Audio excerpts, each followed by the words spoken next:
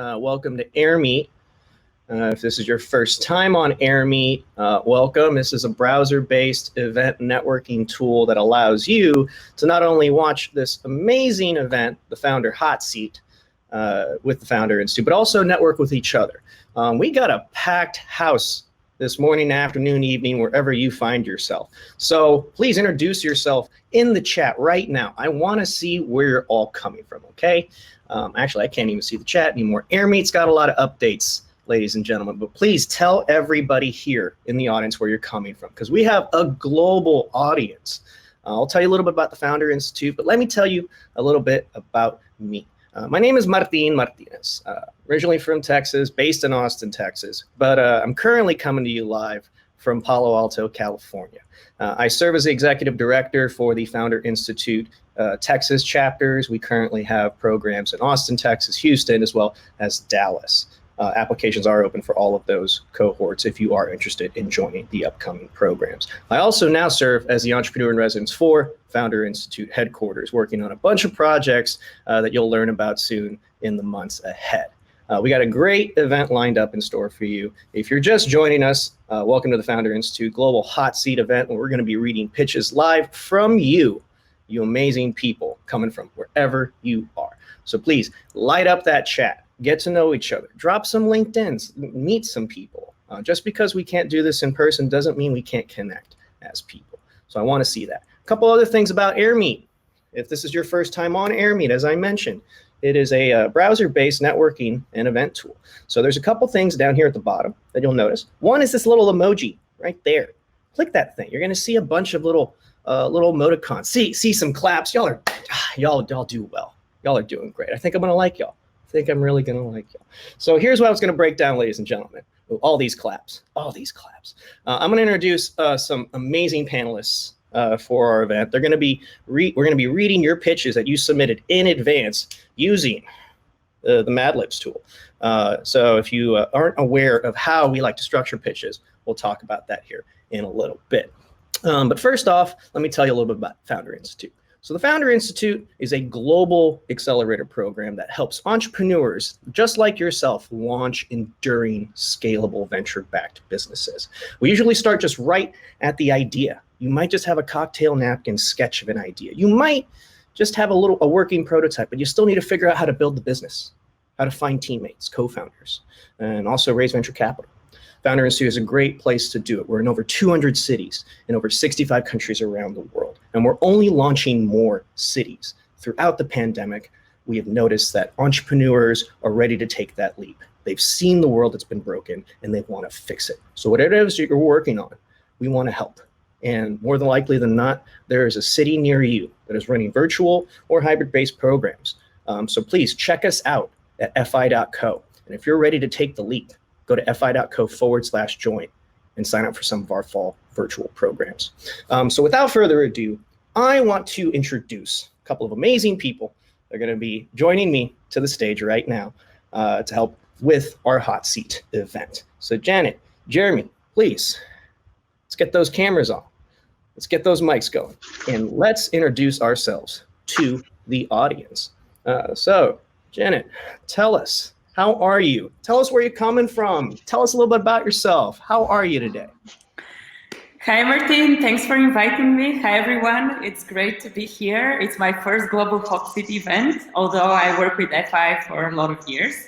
I'm actually right now based in Sofia, Bulgaria. I'm one of the directors running the Founder Institute in Bulgaria. Right now, thanks to the virtual format, we're actually running a joint program together with our FI Romania directors. So we're running a Eastern European program. I saw many people from the region coming from the region here in the chat. So hi guys. Yeah, looking forward to hear your pitches. Awesome. We're happy to have you too. Again, we're a global program. We're bringing people from all around the world to participate and build the future together. So let's meet our next panelist judge for this morning, evening, afternoon, wherever you find yourselves. Jeremy, welcome. Yes. My friend. Hello. Yes, so I spent about 10 years helping to do startups and grow startups in Japan, Korea, China, India, and Australia.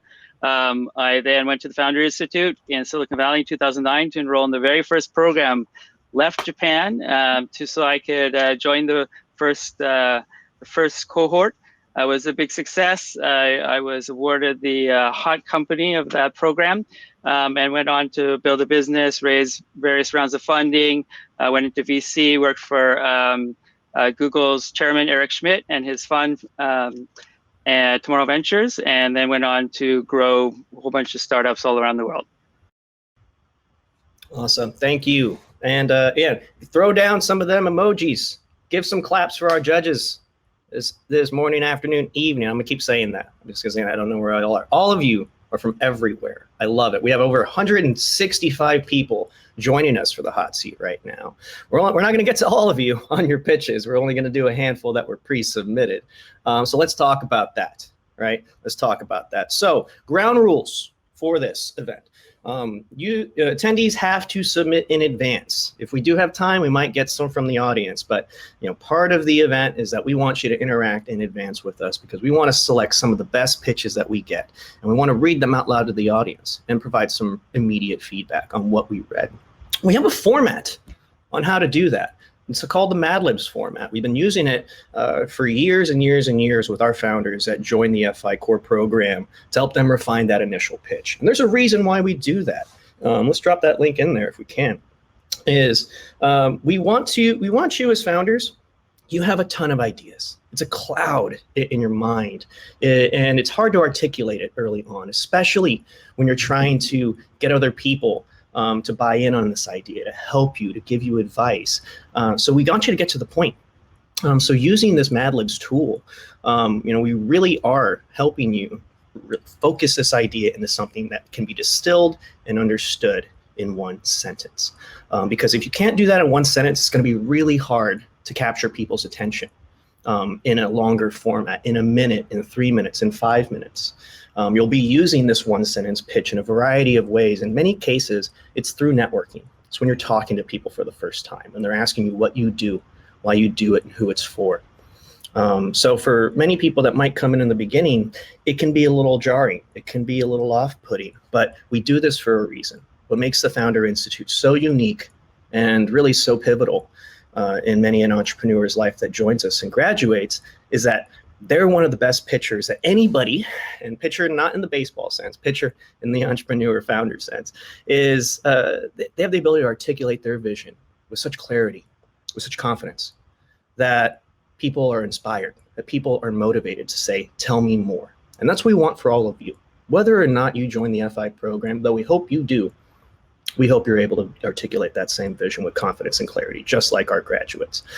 So let's talk about what that looks like. So if you did click that link, fi.co/madlibs, you'll notice that we look for a couple things. We're looking for audience, we're looking for who is this serving, what's the secret sauce, and how you're gonna pull it off.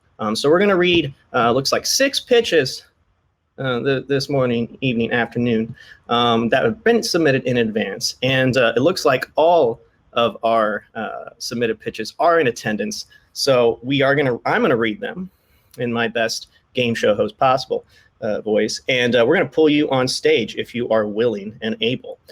So let's get started, ladies and gentlemen. We're gonna start with our first pitch of the morning. It's morning for me. And this pitch comes from Alireza Alikani. So, judges, how are we feeling? Are we ready? Are we ready for this? Y'all Absolutely. Just thumbs up? All right. Hot seats, ladies and gentlemen. Throw down some emojis, audience, for our first pitch. Alireza's pitch. My company, Solic, is developing a mobile application to help cyclists and athletes in the future to easily find each other to enjoy cycling together through a platform that lets them define and share cycling events on a specified path they choose. It also lets other people join their events so that they can explore the world together through cycling. Interesting. I'm excited about that too. I'm an avid cycler. So let's jump right into this. Alireza, thank you for joining us. I know it's going to take a little bit of time. Got to tweak your microphone. You got to tweak a camera, but let's just get into that feedback. Jeremy, Janet, tell us, what do you think about that? Y'all are both on mute, y'all. Would you like to start first? Janet, go for it. Yes. Okay. Sure. Oh, go ahead, Janet. All right. I'll be brief. I'm not a cyclist, but I do know that this community is like pretty hyped, especially around the pandemics. A lot of people are doing more and more outdoors activities, at least what I see around here in Europe. So I would like to maybe ask a few questions. So one is like, what are the alternative solutions that these communities right now use? Because my experience is that people just use Facebook groups and it's easy for them to connect, meet, and this solves their problem. So maybe can you say a little bit more about what's unique about the idea? Ali Reza, I see your camera's on, my friend. I see your mic's on. So you are on stage. Welcome to the hot seat. If you don't mind answering some of those questions, welcome. Nope, still got some audio issues there. Gonna keep talking.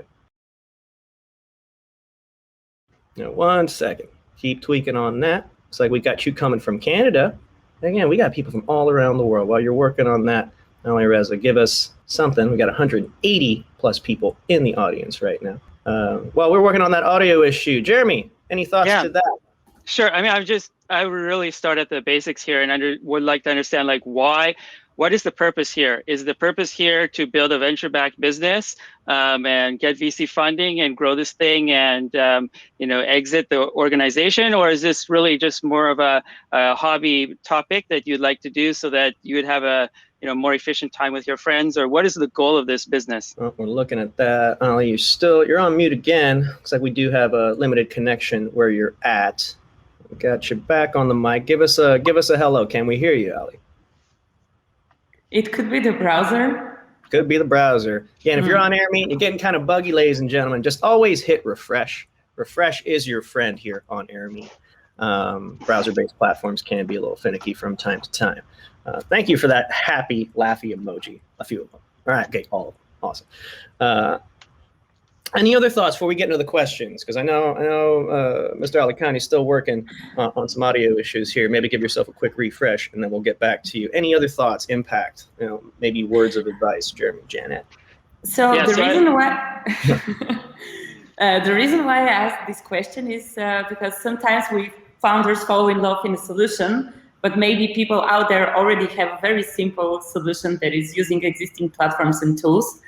And it wouldn't be easy to change a habit of a person. So that was my question. And actually, that's a very common thing to receive such a question during an investor pitch or an acceleration program and so on. And a founder should be prepared either to have a solution, to emphasize an issue, part of the problem that only the respective solution can solve, or maybe change the idea.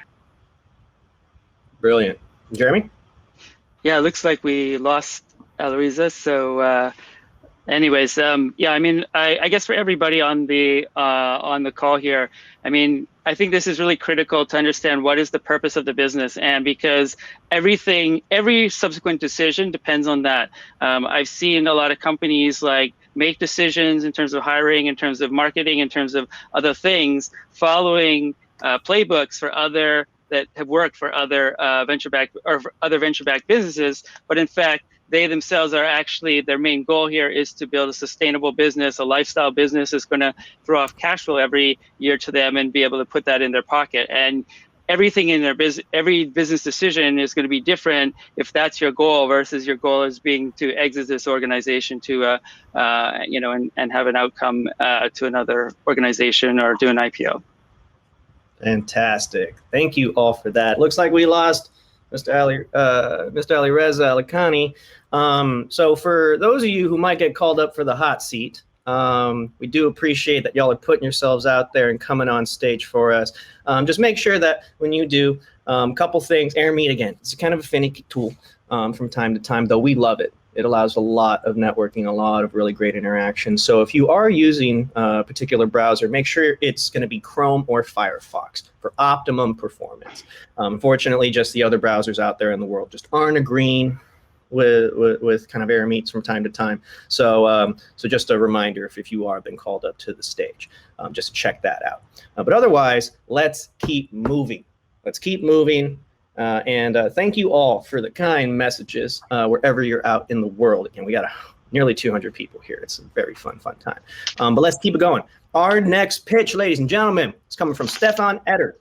Stefan's pitch is coming up right now. My company, XR Experience, is developing a platform that offers live events in 360-degree format, especially for VR headsets, to help music or sports enthusiasts join experience together with family and friends, even if the event is far away or the tickets are sold out.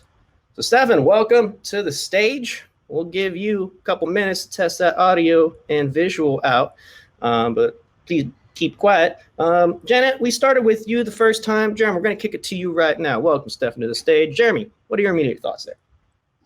Yeah, well, I mean, I definitely, this is very timely, of course. And what first thing comes to my mind are like, what are the advantages or things that can be done in the virtual world or in 360 that cannot be done in the real world?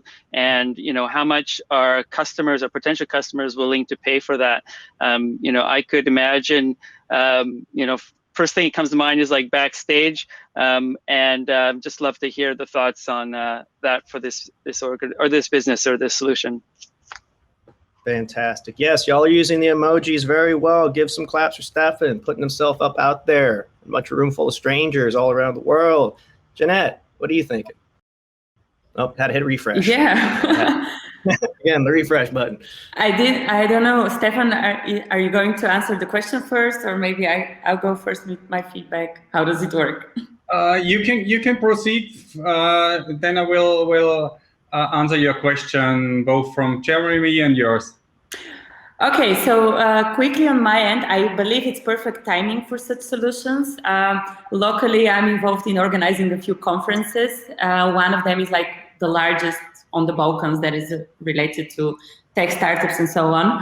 And I saw that it's 10 years old, so we were very reluctant to move to some kind of hybrid experiences to test out new things. But once COVID started, we were forced to do so. And actually, we ran a 3,000 people event on a completely new platform that was just released 2 weeks before the conference. So what I'm saying with this is like people are willing to risk right now and adopt new tools. So as a person out of this kind of industry, also a little bit experienced in this kind of industry, I think it's a good timing now to test things.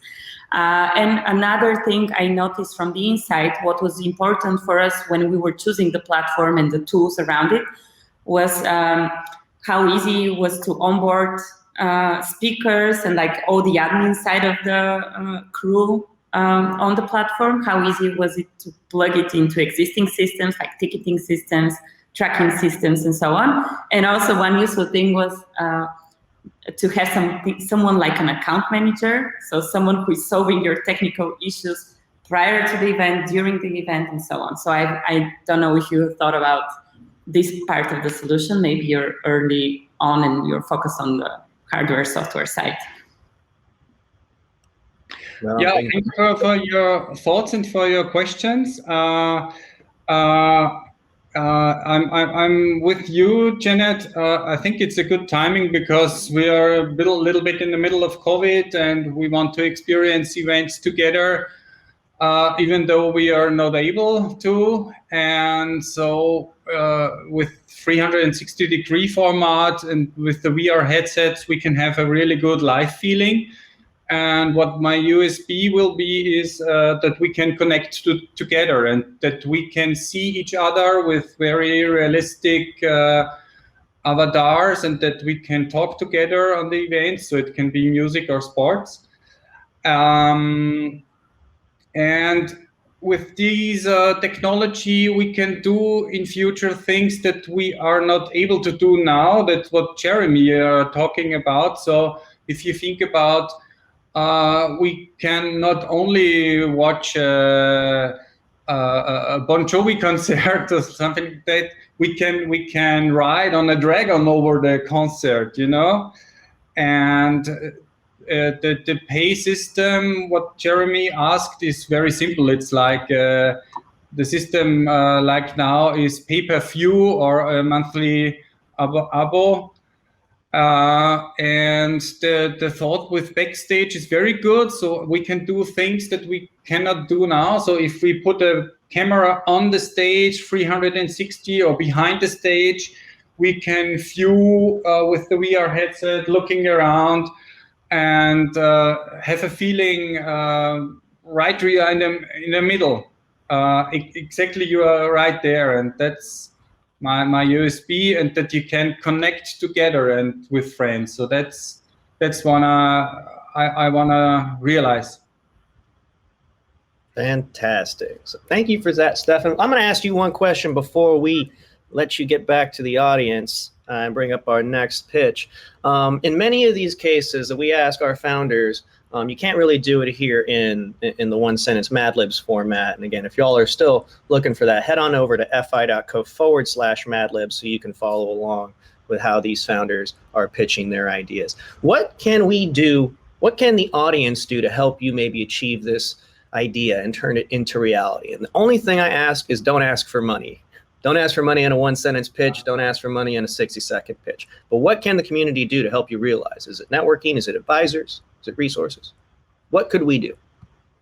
I think to get realistic feedback is the best thing I can get. So if you give me realistic feedback, write me back on wherever you like, via email or LinkedIn, and then that would be the most valuable thing you can do for me. You give me realistic feedback.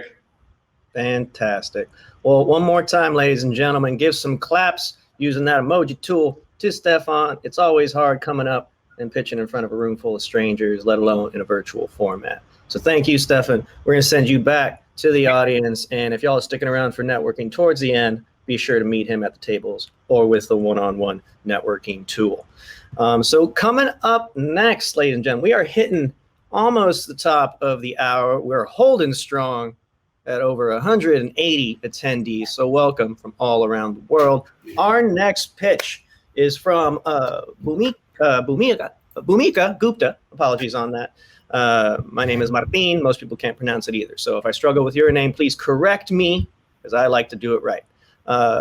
Bhumika's pitch follows as such. My company, Intricate Inc., is developing a sustainable home decor brand with a focus on building things that last with closed-loop recycling for more conscious consumers looking to pay reasonable prices. Bhumika, welcome to the stage. Claps all around for her. Jeanette, hold on one second. Welcome. We'll get your camera going. Everybody's doing well, giving her claps. Perfect. Can you hear me up there? My mic is just fine. Welcome, welcome, welcome. Hang back for 1 second. You're good to go. Let's kick it over to our judges based on what we just heard. Whoever wants to go up first.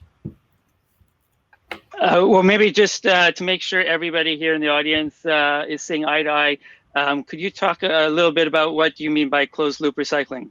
Yeah, definitely. So the idea is that when you are having some sort of linen or some clothing decor items around the house, like your seat covers, cushion covers, blankets, etc., like the idea is that they are made of pure natural fibers, like 100% cotton, 100% wool, and that at the end of their lives, so either they're worn out or you just got bored of looking at them, that you can send them back in, and we can recycle it into a mat or a rug or something that you can use at the house and then send it back to you as cost. So the idea is that you're not only you're getting more life out of your product, but you're also more attached to the product because it's around for longer, it's natural fibers, and that you're able to use it for longer.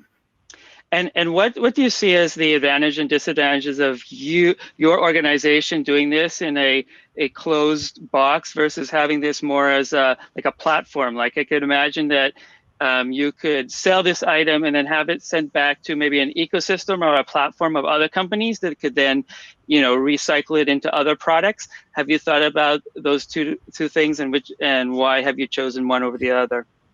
Sorry, so do you mean that I could do it for other companies, or I could send it back to companies who already do recycling, or?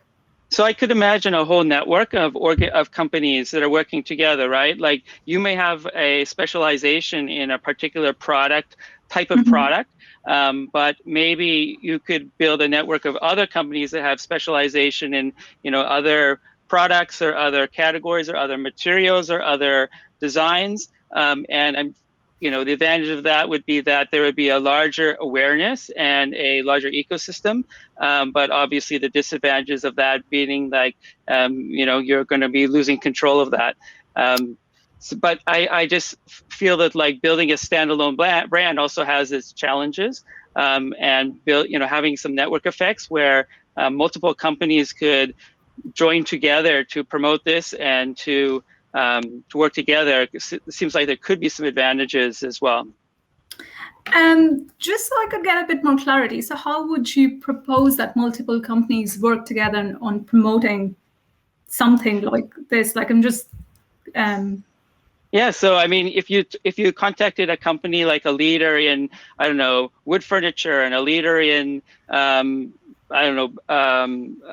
sheets and different fabrics in different areas, they already have an audience, right? So if they were to promote that, hey, we have this new line of products, it can be, it can be recycled and reused, then, it helps generate awareness among the potential audience here, and it gives them more, a wider range of, designers and products and materials to be able to work with. Right. That is a great idea. Now, the thing with that is it's not, so as a company, if I'm taking in a lot of material, so the amount of clothes or linen, let's say we stuck to that, gets discarded in the world is massive. Like fashion and clothing is one of the most polluting industries in the world. So to do that is not very, you could say it's not a very business that you could make a lot of money on. It's not very high margin. Like either you're selling those sort of recycled mats at a really high premium to these companies that then sell them on to their consumers. And that sort of also defeats the purpose, right? Like if you could just buy a recycled mat at similar price as a new one, then like, even though you want to be conscious, then people might not go for it. The idea is that when I have my own brand, and then when I'm asking people to recycle and send it in, it sort of gives a bit of a USP around sustainability. It allows them to get a bit more attached to the brand, that once the shelf life of my product's finished, but I can send it back with this brand again and get something more out of it. Mm-hmm. Yeah, point taken. I think there are other examples like, like a Patagonia brand using let's say a Gore-Tex product or something where there's a usage of another material where the other material actually gets sort of co-promotion as well. But I'll hand it over to my colleagues Jeanette and Martine to follow up with their questions. My turn, I guess. So sustainability is a favorite topic of mine. And I see this trend. Anything related to this topic in terms of startup ideas is let's say, given an advantage in terms of okay, I'll spend a few more minutes to listen to your pitch and I'll dive deeper to understand your business model and so on. I have a few comments. So first of all, I believe for a general audience, the short pitch has to be simplified. Use words that people, immediately understand. Your pitch is, of course, different depending on who you pitch to. So if it's an investor specializing in sustainability and so on, feel free to use all the special words. Or if it's Zara and you're pitching to them a partnership for this co-created brand sustainability and so on, and they already work a lot on this, of course. So that was one thing. So I'm glad that Jeremy asked the question in the beginning, because realize what you're actually working on once you had the opportunity to add more context. Second, one thing that usually I see with founders pitching is when you pitch in the one sentence format, this is basically the big vision. However, this is not something you're going to work on day one. So you start with something really small, and I like the direction that Jeremy suggested, but basically you start with something really small. For example, you can start by being just the middleman between brands that already use recycled materials, and then just figure out how to source the second-hand clothes and only 2 types of fabric, for example. Then you can expand on the fabric side, and then on the other side you can expand on the partners. And then step 5 maybe is like, okay, I create now my own brand. So it depends on what's important for you, to create the brand or to focus on the recycling part. But I would start with one piece and then build around it. No, I think that's good. That's good advice. I think on the B2B part, I think, like you said, it might make a bit more sense to maybe focus either on B2C or a B2B, one of those, and then maybe pick it up. Thank you for those comments. Awesome. Any final thoughts for this current pitch that we have? Jamie, Janet? Seems like y'all are good on there. Audience, we do want to make this as engaging as possible. We are running a little bit early. I like that, though I want to make sure we get time to recognize all of you. Look at all these emojis. Everybody likes this pitch. I love it too. So if there is any audience QA, please use that QA tool. I can read some out there. But I have one final question. Same thing I asked Stefan earlier on for you, Ms. Gupta. So if outside of money, because this isn't the format for that, what can the audience hear? What are you looking for right now that can help you potentially turn this idea into reality? I think so the stage I'm at, it's sort of an early idea stage. So I think at the moment I'm just looking for just feedback on the idea, how it sounds, if it's reasonable or not, which is exactly why I came here for. So it's great to have that kind of comments from both of you and the rest of the audience. But yeah, I think it's just in general feedback, like the person previous to me said. Awesome. Well, thank you for joining us. Thank you so much for having me. Putting yourself out there. We'll go ahead and move you back into the audience. And if you have any thoughts, ladies and gentlemen, in the audience for any of the pitches that you heard, please connect with them. They do a lot of work just to get themselves up to this point. And in many cases, for all of you that are at that idea stage, just like our last speaker, Founder Institute is an amazing place to start. So I'll read it again. Head on over to fi.co/join. Check out a local chapter in your city or surrounding area, and let's help you turn that idea into a reality. We're doing great, everybody. Y'all are doing great. It's probably the best audience I've had virtually in quite some time. So give yourself a clap for you and a pat on the back wherever you're at. So we're bringing up our next pitch. Sylvian Picker. Sylvian, hang back. I see you. Nice green tit and very FI branded. I love that. I'm gonna read your pitch out loud, and then we're gonna kick it over to our panelists who are gonna give you some quick feedback. So Sylvian's pitch: my company, Seed the Globe, is developing the world's cheapest hydroponic microgreens mini garden for parents who want a fun way to get their kids to eat more vegetables. We make growing microgreens easy, clean, and inexpensive by helping to distribute this mini microgreens garden. It will allow companies to show that they care about the future and children's health. Love this. I'm going to hold my thoughts. I'm going to hold my tongue. Jeanette, I'm going to go back to you since you closed out the last one and get your thoughts there. I was just Googling because I've seen a similar idea. If you're based somewhere in Europe, Sylvian, I see there is a big hype around the so-called farm to fork concept. The European Union is working on this, goal to become a carbon-free continent in 2050, I believe. Anyway, and they want to start with food. So similar solutions are already out there and are getting funded. I guess the twist is different here because you focus more on the educational part, like parents and children interaction and so on, which is actually great. Over there, the twist was like shorten the supply chain and basically grow your veggies at home versus like deliveries and so on and so on. So I know that similar products are already out there. So I guess the question here is like competition. What markets are you planning to start with? What is the difference to position this as a parent-children type of product? Oh, good. So this the idea. I've been working on a microgreen,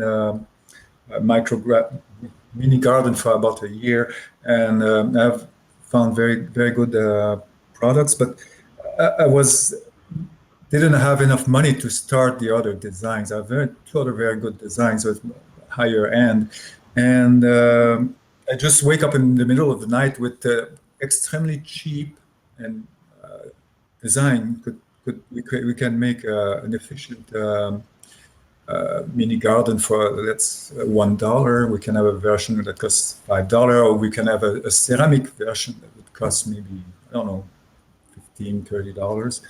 And so it's so cheap that I thought that company could use these gardens to advertise and show to everybody that they care about children. And this is also a very good introduction for people that just don't want to put too much money, because the competition costs quite a lot.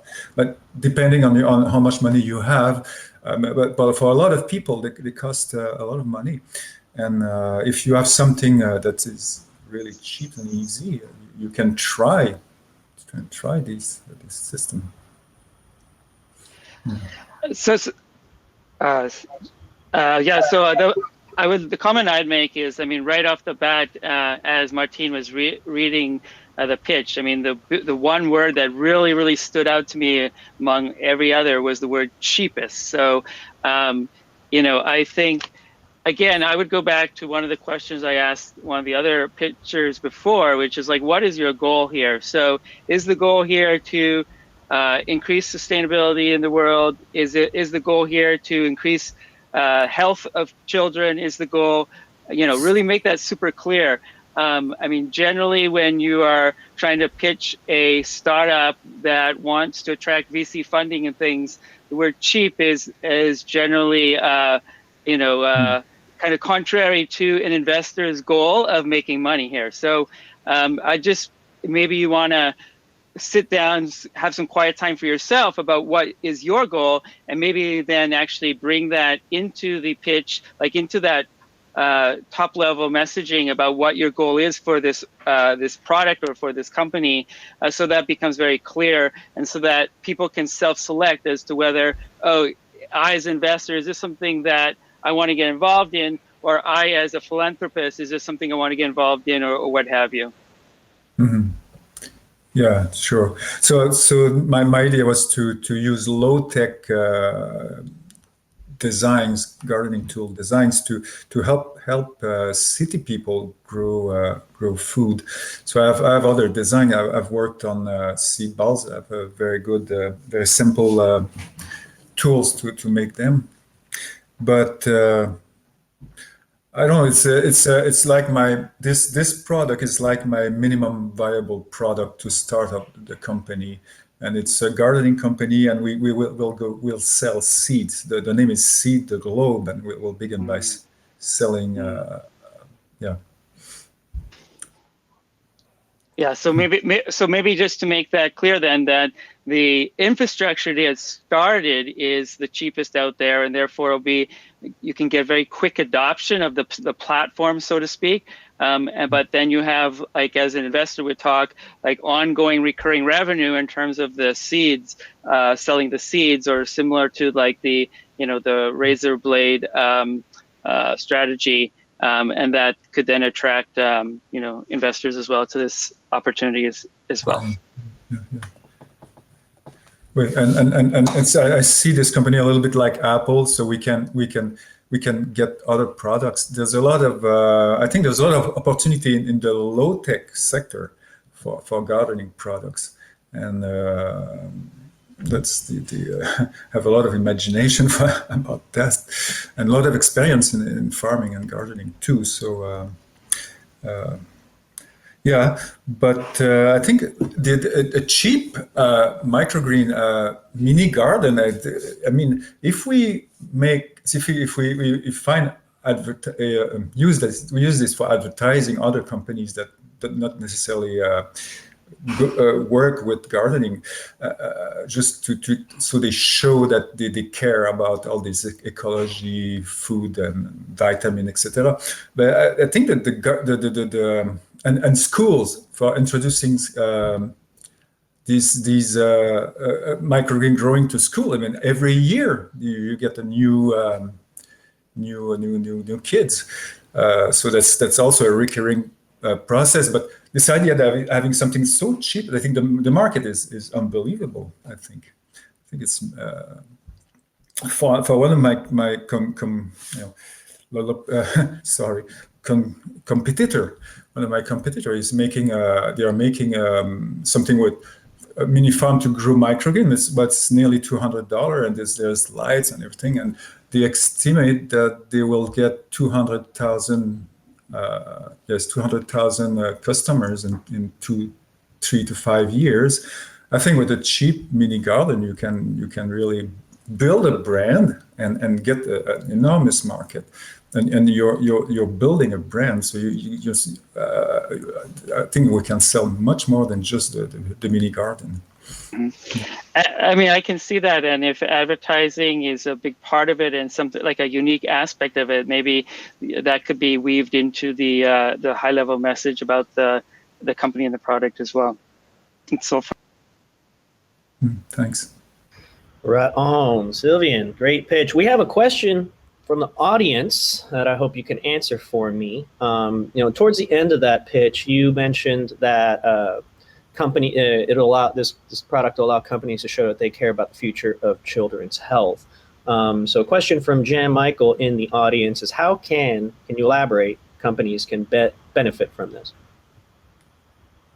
I mean, it's every company have social responsibility aspect, and they try to have a good image in the public, and there's some stuff in this. Anyway, I don't know how to. Sorry, I speak French. I have some problem. So the question is how a company. That's basically it's so cheap. I mean, it's a small thing. It can be given as a gift. The company can show that we are helping this thing where we're giving, say, 100 of these mini gardens for a school or an organization. There's all kind. The idea is very new, so I'm still trying to find ideas.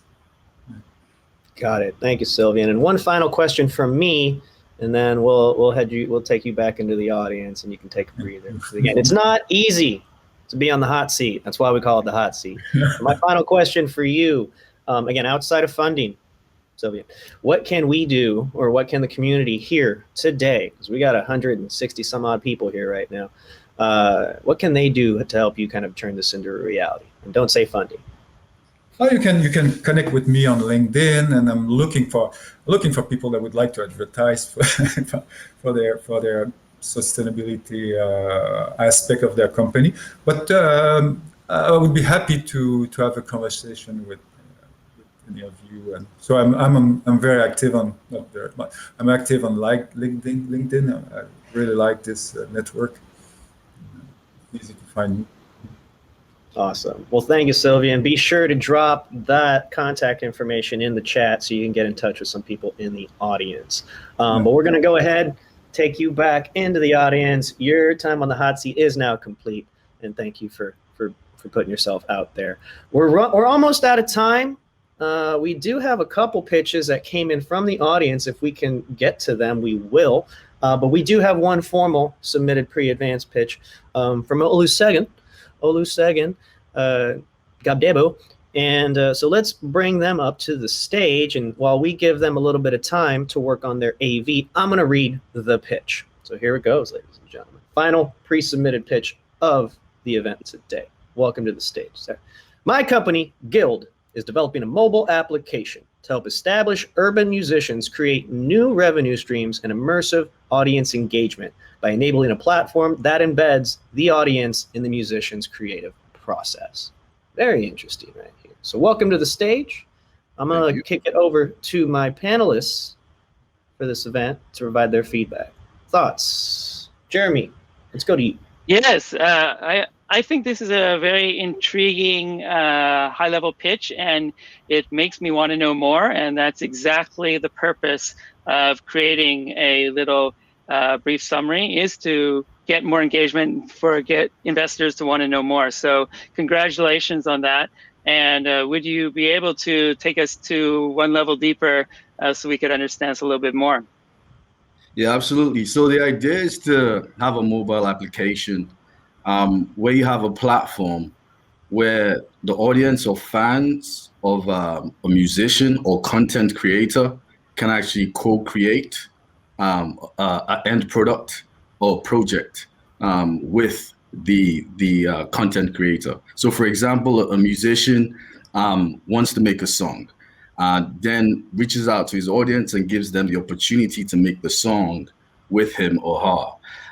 So they sign up onto the platform, and then the artist takes them through this process of making the song together. So they're part of it. They're able to give their opinion on different components of the song, whether it be the instruments, the way they sound. He gives them options in regards to the verses, the music, the different tonalities. So the idea is the audience is carried along through the process. And at the end of it, they feel that they've actually built this project with that artist. I love this. I love this. I want to get involved with Snoop Dogg. We're going to make a song together. So if you once you sign him up, give me a call and I'll be your first customer. I'll hand it over to Jan. That's awesome. No, you got to do this, man. This is awesome. Thank you.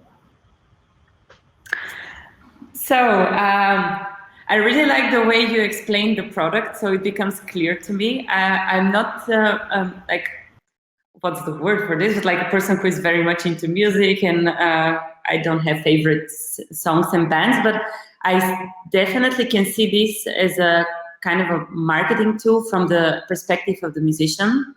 So if you think of this as these two important audiences that you have to bring on board to make your product work, which is like the fans and the musicians, if you bring the right incentives to the musicians, I believe they will help you bring their audience on your platform.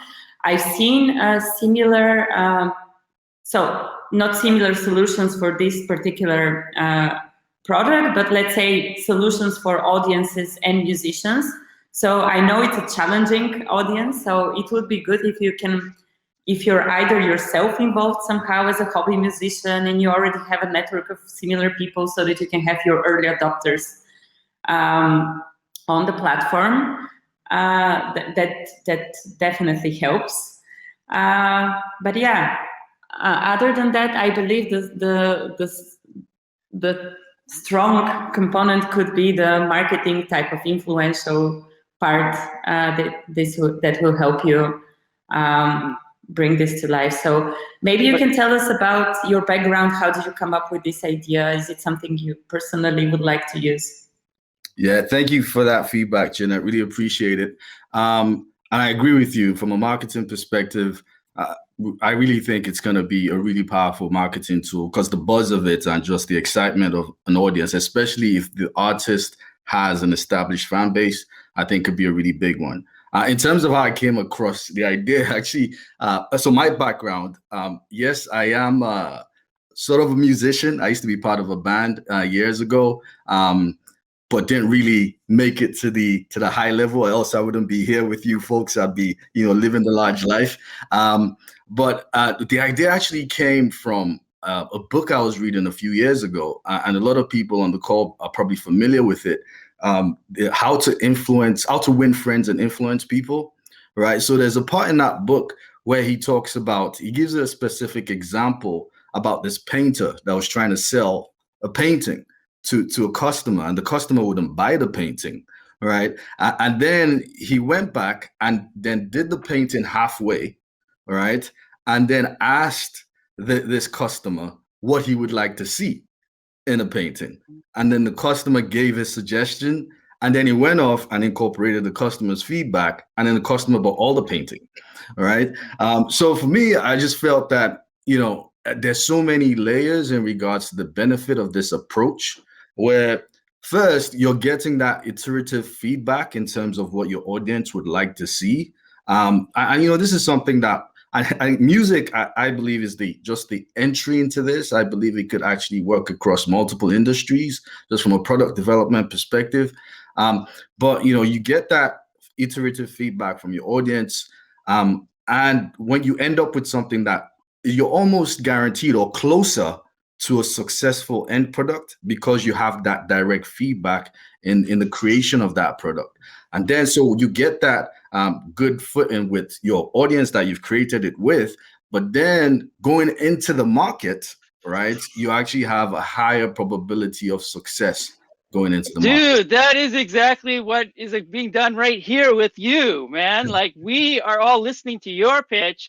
We're providing our ideas. We're getting excited about it. We now feel like, hey, man, we discovered you, and we want to make you to be successful, and we're going to be now your customers. So, like, this is just one example. Like you said, this concept can be applied across various forms of media.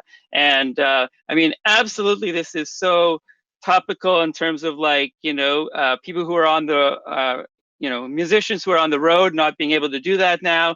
I mean, you obviously know all that. I also know, like, musicians kind of, like, how I've often asked, how can I support this musician? I love this musician, but if I, like, download a song from iTunes, like, at the end of the day, that musician's going to end up with like 3 cents, right? Like, I really want to show, like, I love this musician. I want to really contribute to them. I want to contribute to their success.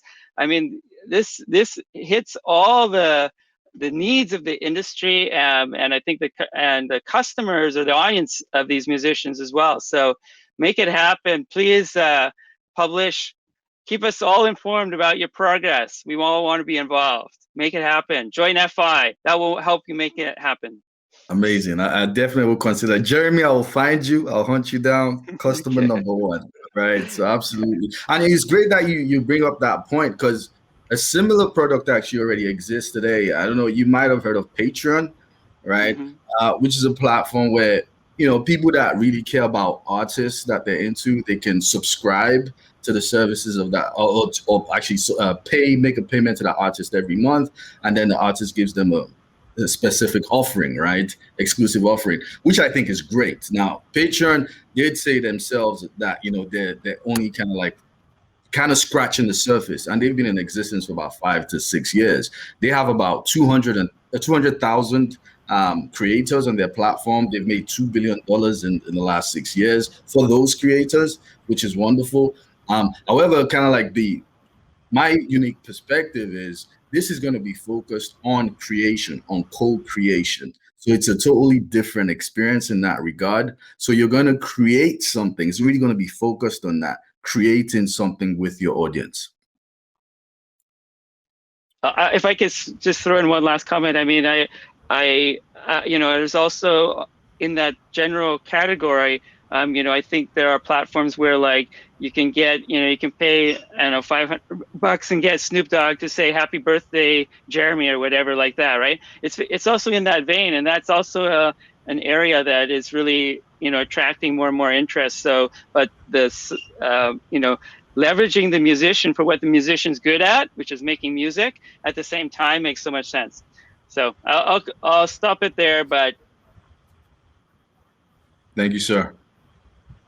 Awesome, awesome, awesome. That's a great, I love the hot seat. Great way to wrap things up. Thank you again for that awesome pitch. I'm coming to you from, or I'm not right now, I'm in Palo Alto, but I live in what's called the live music capital of the world. I have a lot of very close friends that are musicians that live in Austin, Texas. I'm not on the judge panel, so I'm going to hold my thoughts, but I would love to connect again at some point and maybe chat a little bit more about this, because I agree with everybody here and many people in the audience. This is an interesting idea. We'd love to see it turn into reality. But with that said, we're going to send you right back into the audience. Thank you for joining us. And that's a wrap, at least for this segment of the Founder Hot Seat, ladies and gentlemen. We were so grateful that you stuck around and joined us. There's still a great amount of you, about 150 of you. So don't go anywhere just yet. This is concluding right here, the live segment, but we want you to connect. This is a community, a global community of people. You just met plenty of people that were in Europe, that were in Eastern Europe, that were in India. People from all around the world engage on this, and there's tons of great feedback. You can see it right now in the audience, in the chat. I've never seen anything like it, at least in a very long time. So we want you to connect with each other. Immediately concluding this session, this is all going to disappear. My ugly mug's going to go away. All that's gone. And then you're going to see a few tables, a bunch of virtual networking tables. We encourage you to take a seat at one of those and go connect with some of those people that are in the audience, and maybe some of us will be bouncing around. So stick around and network, get to know each other, shop around some of these ideas, maybe connect with one of the presenters, the pitches that you saw today, and see how you might be able to help them. There's also right above it a networking tool that'll allow you to do 3-minute speed networking one-on-one. So if you don't want to sit at a table, you can just do and have quick one-on-one conversations with another member in the audience. Something great about this tool that we love. We love AirMeet. We hope you're able to join us again for future events. And if you're one of those people that either presented that pitch today or want to in the future, we definitely encourage you to not only sign up for the next Global Hot Seat, but also think about turning it into a reality by applying at fi.co/join. Check out one of the cities near you, if not a city in where you're at, and join us for our fall programs. And let's help you turn this idea into reality. Let's take this 60-second pitch and turn it into a company. All right. So without further ado, we are hitting the top of the hour. I want to thank all of our pitches. I want to thank you, Jeremy. I want to thank you, Jeanette, for coming in and being such amazing judges. But with that said, we thank you all again for joining us for another great round of the Founder Hot Seat. We hope you stick around for the networking. Wherever it is you are in the world, we hope you're safe. We hope you're well. We hope you take care of yourself and the others around you. With that said, we'll see you next time.